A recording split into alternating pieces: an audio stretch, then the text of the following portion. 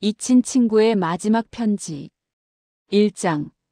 우편함을 열었을 때 장영호는 그것이 보통의 편지가 아니라는 걸 직감했다. 68년을 살아오며 수많은 편지를 받아왔지만 이렇게 오래된 느낌을 주는 봉투는 처음이었다. 노란 빛이 감도는 종이, 손으로 쓴 듯한 주소, 그리고 익숙하면서도 낯선 필체. 정년 퇴직 후 3년째 영호의 일상은 규칙적이었다. 아침 산책, 신문 읽기, 텃밭 가꾸기, 그리고 저녁이면 아내와 함께 드라마를 보는 것. 평온했지만 때로는 공허했다. 무언가 미완성된 채로 남겨진 듯한 느낌이 항상 가슴 한구석에 자리했다. 여보, 편지 왔어요?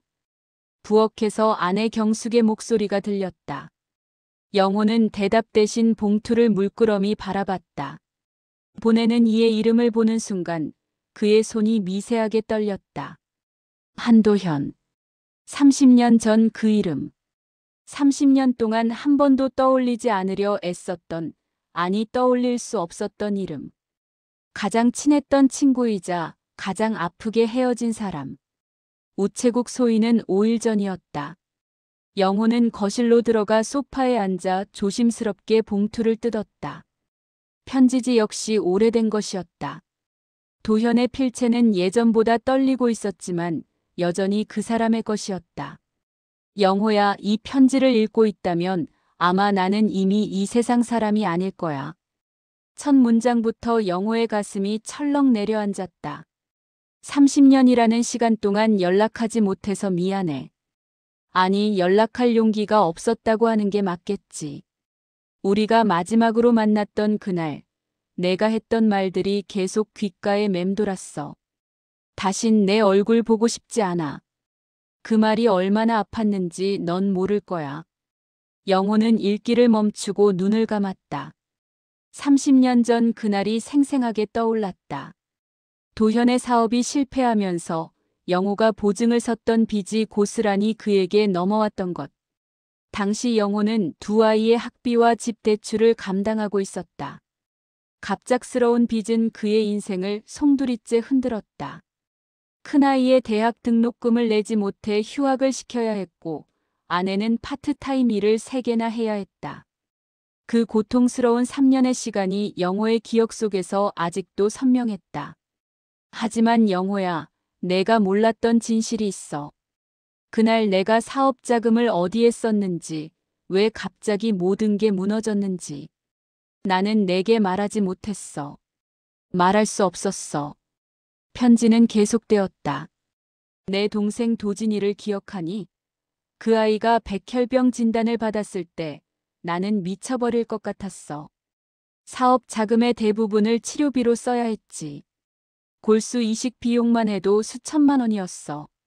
내게 보증을 부탁했을 때 이미 모든 것이 무너지고 있다는 걸 알았어. 하지만 동생을 살리는 것 외에는 아무것도 생각할 수 없었어. 내가 얼마나 비겁한 인간인지 알아. 친구를 이용한 거잖아. 영호의 손이 떨렸다. 도진이. 도현의 유일한 동생. 말수 적고 소심했던 그 아이가 백혈병이었다니. 영호는 도진이를 기억했다. 고등학교 때 도현과 함께 집에 놀러 갔을 때 도진이는 방 한구석에서 그림을 그리고 있었다. 형 친구분이에요? 하고 수줍게 웃던 그 아이. 결국 도진이는 살지 못했어. 1년 반의 투병 끝에 2001년 2월에 떠났어. 그리고 나는 내게 얼굴도 들지 못했지. 변명처럼 들릴까봐 동정받고 싶지 않아서 그냥 조용히 사라지기로 했어. 영호야, 미안해. 정말 미안해. 하지만 알아줬으면 해. 너를 이용하려던 게 아니었어. 정말 막다른 골목에 몰려 있었어. 영호는 편지지를 무릎 위에 내려놓고 두 손으로 얼굴을 감쌌다. 눈물이 나올 것 같았지만 나오지 않았다. 30년 동안 쌓인 오해와 원망, 그리고 그 아래 묻혀있던 우정이 한꺼번에 밀려왔다. 마지막 부탁이 있어. 내가 평생 간직했던 것들을 모아둔 곳이 있어. 중앙시장 뒤편 골목, 우리가 학창 시절에 자주 가던 떡볶이집 기억나니? 할머니가 하시던 그 집. 그 건물 옥상에 작은 창고가 있어. 동봉한 열쇠로 열 수 있을 거야. 거기 가서 나무 상자를 찾아줘. 그 안에 모든 게 있어. 그리고 부탁이야. 그걸 내 아들 민준이에게 전해줘. 민준이는 나를 원망하고 있어. 실패한 아버지, 술에 빠진 아버지. 그 아이 말이 맞아. 나는 좋은 아버지가 아니었어. 하지만 사랑했어. 그것만큼은 전해주고 싶어. 편지 끝에는 주소가 적혀 있었다. 한민준, 도현의 아들.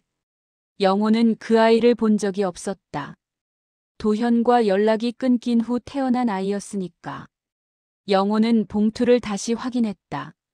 안에 작은 열쇠 하나가 들어있었다. 오래되어 녹이 쓴 열쇠였다. 여보, 괜찮아요? 아내가 다가와 그의 어깨에 손을 얹었다. 도현이가 죽었대요. 경숙은 놀란 표정으로 남편을 바라봤다. 그녀도 도현을 알았다. 한때 거의 매일 집에 드나들던 남편의 절친이었으니까. 도현은 항상 과일이나 빵을 사들고 왔고 아이들과 잘 놀아줬다.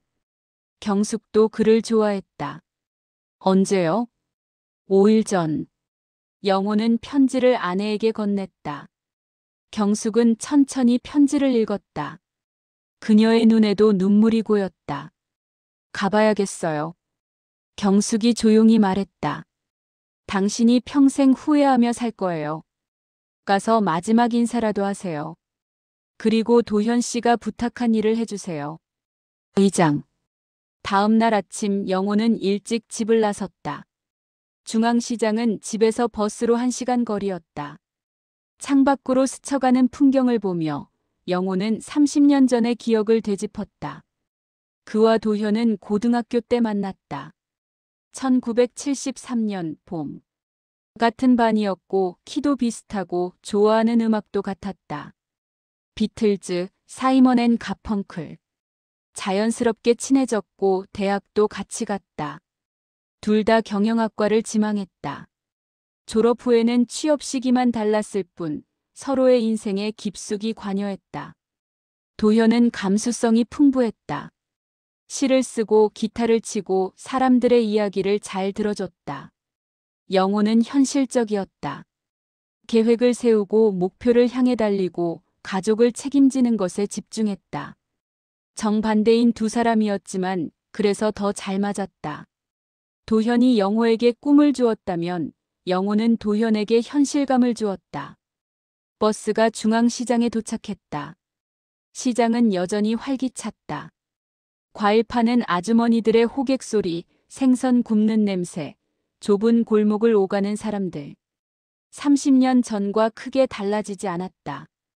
다만 사람들의 옷차림과 스마트폰을 보는 모습이 세월의 흐름을 말해줄 뿐이었다. 영호는 시장 뒤편으로 향했다. 떡볶이집을 찾기는 어렵지 않았다. 간판은 바뀌었지만 건물의 모습은 그대로였다. 엄마 손 떡볶이라는 새 간판이 달려 있었다. 영호는 잠시 그 자리에 서서 추억에 잠겼다. 고등학교 시절 학교를 마치면 도현과 이곳에 와서 떡볶이를 먹었다. 할머니는 항상 서비스로 순대를 더 주셨다. 좁은 계단을 올라 옥상으로 향했다. 계단은 예전보다 더 낡았고 페인트가 벗겨져 있었다. 옥상에는 여러 개의 작은 창고가 있었다. 영호는 열쇠를 꺼내 하나씩 시도해봤다. 첫 번째, 두 번째는 맞지 않았다. 세 번째 창고에서 열쇠가 맞았다. 문을 열자 먼지가 폴폴 날렸다. 영호는 기침을 하며 안으로 들어갔다. 창고 안은 어두웠다. 휴대폰 손전등을 켜자 구석에 낡은 나무 상자가 보였다. 그 옆에는 오래된 기타 케이스도 있었다. 도현의 기타. 영호는 기타 케이스를 열어봤다. 기타는 먼지가 쌓여 있었지만 여전히 그 모습 그대로였다. 도현이 대학 시절 아르바이트에서 산 기타. 영호는 조심스럽게 상자를 들어 올렸다. 생각보다 가벼웠다. 밖으로 나와 햇빛 아래서 상자를 열었다. 안에는 사진들, 오래된 편지들, 그리고 작은 노트 한 권이 들어있었다. 사진을 하나씩 꺼내봤다. 고등학교 시절 수학여행 사진. 설악산에서 찍은 것이었다. 두 사람이 팔짱을 끼고 웃고 있었다. 대학 축제 때 밴드 공연을 하던 사진. 도현이 기타를 치고 영호가 북을 두드리고 있었다. 영호의 결혼식 사진. 도현이 주례를 섰다.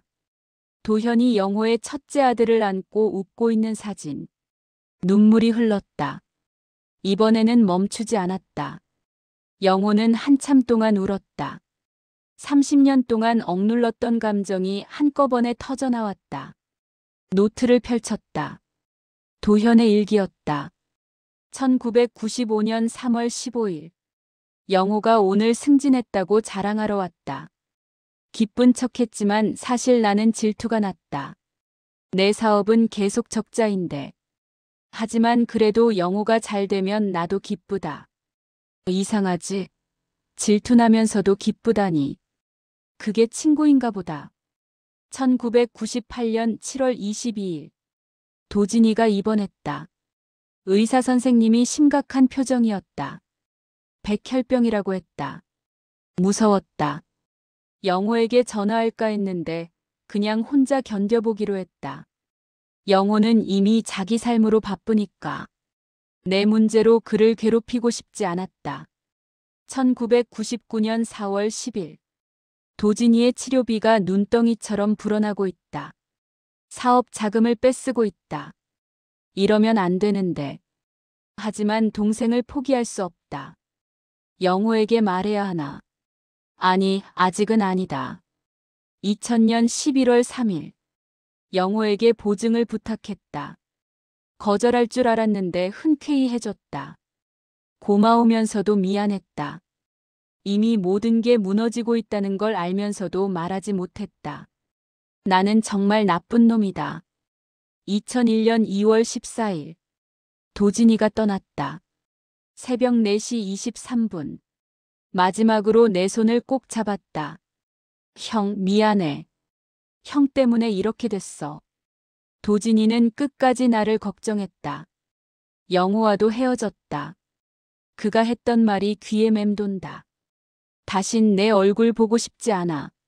모든 게 끝났다. 이제 나는 혼자다. 영호는 노트를 덮었다. 더 이상 읽을 수 없었다. 30년 동안 도현이 혼자 감당했던 고통이 고스란히 느껴졌다. 그리고 자신이 얼마나 잔인했는지도 깨달았다. 도현에게 설명할 기회조차 주지 않고 일방적으로 관계를 끊어버렸으니까. 상자 바닥에 또 하나의 봉투가 있었다. 영호에게라고 적혀 있었다. 편지를 꺼내 읽었다. 영호야, 여기까지 왔다면 고맙다. 내가 이 상자를 찾아줄 거라 믿었어. 우리의 우정을 믿었으니까. 마지막으로 하고 싶은 말이 있어. 30년 동안 너를 원망하지 않았어. 오히려 내가 나를 원망할 권리가 있었지. 내가 너를 배신했으니까. 하지만 알아줬으면 해. 내가 있어서 나는 외롭지 않았어. 힘들 때마다 우리의 추억을 떠올렸어. 그것만으로도 버틸 수 있었어. 고등학교 때 우리가 함께 부르던 노래, 대학 때 밤새 이야기하던 것들, 내 결혼식 날의 행복한 모습. 그 모든 게 나를 살아있게 했어. 그리고 부탁이야. 내 아들 민준이에게 이 상자를 전해줘. 민준이는 나와 사이가 좋지 않았어. 내가 사업 실패 후 술에 빠져 살았거든. 좋은 아버지가 되지 못했어. 아니, 아버지 역할을 포기했어. 민준이 앞에서 울기만 했고 한심한 모습만 보여줬어. 그 아이가 나를 경멸하는 게 당연해. 민준이에게 말해줘. 아빠가 미안하다고. 아빠는 너를 사랑했다고. 너를 제대로 사랑하는 방법을 몰랐을 뿐이라고. 편지 끝에 민준이의 주소와 전화번호가 적혀 있었다. 영호는 상자를 안고 일어났다. 해야 할 일이 있었다. 도현의 마지막 부탁을 들어줘야 했다. 3장. 한민주는 35이었다. 작은 디자인 회사를 운영하고 있었다. 영호가 전화했을 때 민준의 목소리는 차가웠다. 아버지 친구시라고요? 무슨 일이세요? 당신 아버지가 남긴 것이 있어서요. 만나서 얘기할 수 있을까요? 긴 침묵이 흘렀다. 어디서 만날까요? 편한 곳으로 정해주세요. 그럼 홍대 근처 카페로 올게요. 주소 문자로 보내드릴게요. 다음 날 영호는 민준이가 알려준 카페에서 그를 기다렸다. 작은 카페였지만 아늑했다. 창가 자리에 앉아 밖을 바라보며 기다렸다. 문이 열리고 한 청년이 들어왔다. 도현을 닮았다. 특히 눈매가 그랬다. 그리고 걸음걸이도 비슷했다. 한민준입니다. 민준은 짧게 인사하고 앉았다. 그의 표정은 경계심으로 가득했다. 정장 차림이었고 피곤해 보였다. 아버지가 돌아가셨다는 소식은 들었습니다. 장례식에는 가지 않았어요. 민준의 목소리에는 죄책감과 방어가 섞여 있었다. 영호는 민준을 탓하지 않았다. 부자 관계가 어땠는지 짐작할 수 있었다. 이걸 전해달라고 하셨어요. 영호는 나무 상자를 테이블 위에 올렸다. 민준은 상자를 물끄러미 바라봤다. 뭐가 들어있는데요? 직접 보는 게 좋을 것 같아요. 민준은 망설이다가 상자를 열었다. 사진들을 하나씩 꺼냈다. 그의 표정이 조금씩 변했다. 이게 저예요? 한 사진에는 갓난아기를 안고 환하게 웃고 있는 도현이 있었다. 민준은 그런 아버지의 모습을 본 적이 없었다. 그가 기억하는 아버지는 늘 술에 취해 있거나 멍하니 창밖을 바라보거나 작은 방에 틀어박혀 있던 모습뿐이었다. 아버지가 이렇게 웃었었나요? 민준의 목소리가 떨렸다. 영호는 도현의 마지막 편지를 건넸다. 민준은 편지를 읽기 시작했다. 읽는 동안 그의 눈에 눈물이 고였다. 손이 떨렸다. 저는 아버지를 오해했어요. 민준이 떨리는 목소리로 말했다. 아버지가 술만 마시고 우리 가족에게 무관심하다고 생각했어요. 엄마가 힘들게 일하는데 아무것도 안 하는 사람이라고요. 그래서 고등학교 때부터 거의 말도 안 했어요. 대학 가서는 아예 집을 나왔고요. 명절에도 안 갔어요. 전화도 거의 안 받았고요. 민주는 울음을 참으며 말을 이었다. 아버지가 마지막으로 전화했을 때 1달 전쯤이었어요. 민준아, 너 요즘 어떻게 지내니? 하고 물으셨는데 저는 바빠요라고만 하고 끊었어요. 그게 마지막이었어요. 아버지는 당신을 사랑했어요. 영호가 조용히 말했다. 제가 아는 도현이는 따뜻하고 다정한 사람이었어요. 사업 실패와 동생의 죽음이 그를 무너뜨렸지만 마음만큼은 변하지 않았을 거예요. 다만 그 마음을 표현하는 방법을 잃어버렸을 뿐이에요. 민준은 상자 안의 물건들을 하나씩 꺼내봤다. 그 중에는 어린 민준이 그린 그림들도 있었다. 유치원 때 그린 가족 그림, 초등학교 때 그린 풍경화. 도현이 소중히 간직했던 것들이었다. 제가 유치원 때 그린 건데 아버지가 이걸 가지고 있었다니. 민준이 놀란 표정으로 말했다. 저는 아버지가 저한테 관심도 없는 줄 알았어요.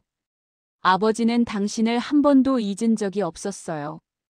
다만 어떻게 다가가야 할지 몰랐던 거예요. 두 사람은 오랫동안 앉아 있었다. 민주는 울었고 영호는 그의 어깨를 다독였다. 카페의 다른 손님들이 힐끗힐끗 쳐다봤지만 두 사람은 신경 쓰지 않았다. 저도 아버지께 편지를 쓸 걸 그랬어요. 미안하다고 사랑한다고. 이해하려고 노력할 걸 그랬어요. 지금이라도 늦지 않았어요. 영호가 말했다. 마음속으로 전하세요. 아버지는 들을 거예요. 그리고 용서하실 거예요. 민주는 고개를 끄덕였다. 그는 한참 동안 상자 속 물건들을 바라봤다. 아버지의 흔적들, 아버지의 사랑들. 4장. 한 달 후 영호는 도현의 산소를 찾았다. 민준이 함께였다. 두 사람은 묘비 앞에 앉았다. 늦가을이었고 단풍이 아름다웠다. 도현아, 늦어서 미안해. 영호가 조용히 말했다. 30년 동안 너를 오해했어. 내가 나를 배신했다고 생각했어. 하지만 진실을 알고 나니 내가 진짜 친구가 아니었던 것 같아. 내가 힘들 때 곁에 있어주지 못했으니까. 내 이야기를 들어주지 못했으니까. 미안해. 바람이 불었다. 나뭇잎이 흔들렸다. 마치 도현이 대답하는 것 같았다. 그래도 고마워. 마지막 편지를 보내줘서. 덕분에 오해를 풀 수 있었어. 그리고 민준이를 만날 수 있었어. 좋은 청년이더라. 내 아들이 자랑스러워. 너를 많이 닮았어. 착하고 성실하고. 민준도 입을 열었다. 아버지, 저예요. 민준이요. 그의 목소리가 떨렸다. 늦었지만 말하고 싶어요. 사랑해요, 아버지. 그리고 미안해요. 제가 좀 더 이해하려고 노력했어야 했는데. 아버지가 왜 그렇게 힘들어 하셨는지 물어봤어야 했는데. 저는 아버지가 저를 사랑하지 않는다고 생각했어요. 하지만 이제 알았어요. 아버지는 저를 사랑하셨지만 그 사랑을 표현하는 방법을 잃어버리셨던 거죠. 이해해요, 아버지. 이제는 이해해요. 민주는 묘비에 이마를 대고 한참을 울었다. 영호는 옆에서 조용히 지켜봤다. 두 사람은 한참 동안 앉아 있었다. 말없이 그저 도현을 생각하며. 주변은 고요했고 오직 바람소리와 나뭇잎 부딪히는 소리만 들렸다. 영호 아저씨. 민준이 입을 열었다. 아저씨와 아버지는 어떻게 친해지셨어요? 영호는 미소를 지었다. 고등학교 때였어. 첫날짜리 배치를 하는데 도현이가 내 옆자리였지. 선생님이 자기소개를 하라고 해서 나는 장영호입니다. 취미는 음악 듣기입니다 라고 했어. 그랬더니 도현이가 쪽지를 건넸어. 나도 음악 좋아해. 비틀즈 아니?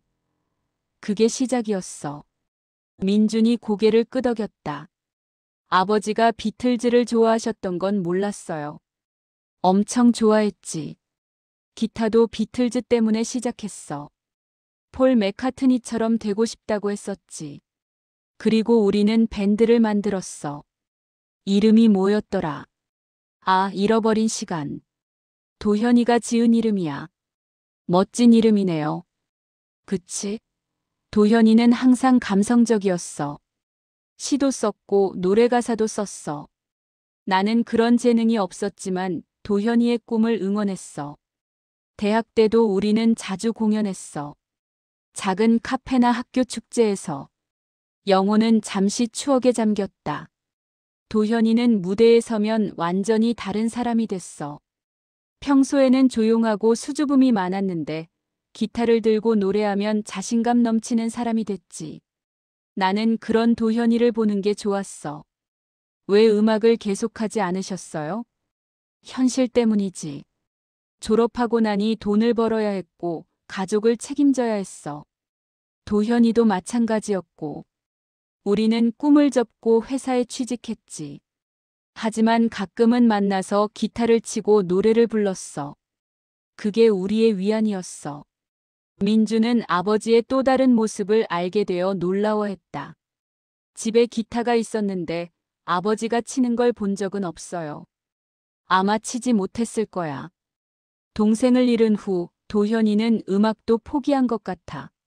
너무 아팠으니까. 두 사람은 다시 침묵에 잠겼다. 그리고 민준이 조심스럽게 물었다. 영호 아저씨, 우정이 뭘까요? 영호는 잠시 생각했다. 함께 웃고 함께 우는 것. 그리고 떨어져 있어도 마음으로 연결되어 있다는 걸 아는 것. 실수를 해도 용서할 수 있는 것. 30년이 지나도 여전히 그 사람을 생각할 수 있는 것. 그게 우정이 아닐까?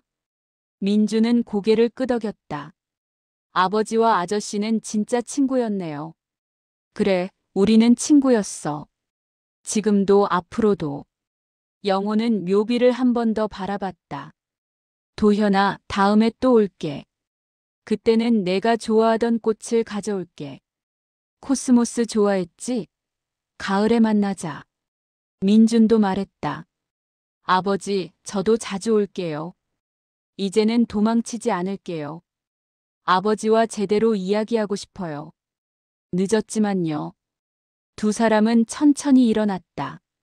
뒤돌아 나오면서 영호는 민준의 어깨에 손을 얹었다.